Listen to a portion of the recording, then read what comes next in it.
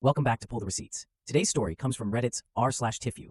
Okay, so this happened over the past month, but the full picture only came together this week, and I needed to tell someone because my roommate is tired of hearing about it. I'm 27, recently relocated to Phoenix from Columbus for a new job.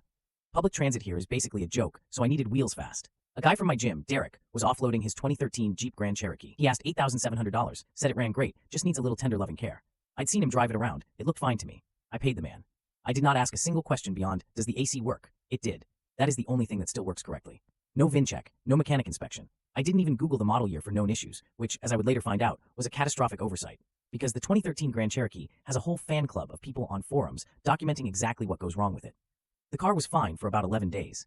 Then one morning, I started it up, and there was this low grinding noise coming from the front end every time I turned the wheel.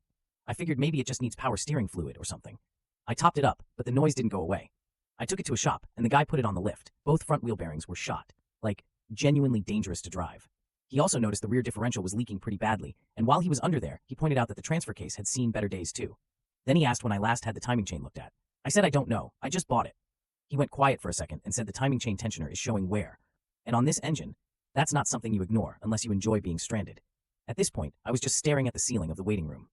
He asked if I ran the VIN before buying. I did not.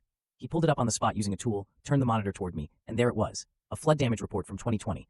A salvage title that had been washed, and 2 prior owners I didn't know about. The whole history, just sitting there, free for anyone who bothered to look. Flood damage. I bought a flood car. In the desert. I live in the desert, and I bought a flood car. The total repair estimate came to $5,800, and that's before touching the timing chain, which the mechanic strongly suggested I not ignore. Derek's phone has been going to voicemail since Tuesday. I've since learned that a washed salvage title is unfortunately not always illegal, depending on the state and how it was disclosed, so my lawyer options are murky at best. For now, the Jeep sits in my complex parking lot, slowly leaking differential fluid onto the asphalt, judging me. Seriously, just run the VIN. It takes 4 minutes. That's it for today. Drop a comment with your verdict below, and don't forget to subscribe so you never miss a story.